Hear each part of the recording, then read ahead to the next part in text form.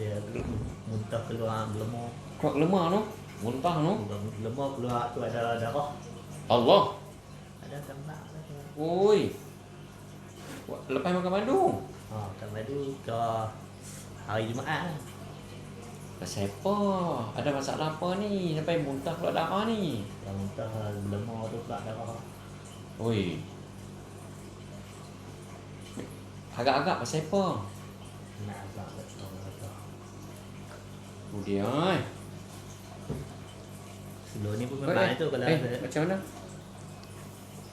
Wish. Main kasar ni, main keluar-keluar darah ni. Sebelum tu memang itu kalau penat lah batuk keluar darah. Oh, ada biasa keluar ada benda tak kena ni kalau tera ni. Sampai main darah ni bahaya. Kau paru lah. Pasal hari tu memang paru tinggi ni. Paru dah pasal. Tapi hari ni alhamdulillah dia repair dah sebelah kiri hak uzuk tu, tinggal hak sebelah kanan je lagi.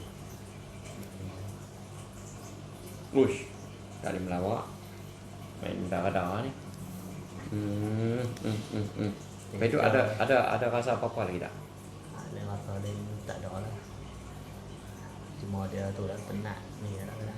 Dia empat dia ada rasa. Penat tu pasal jantung tu. Lain tak ada ni lah.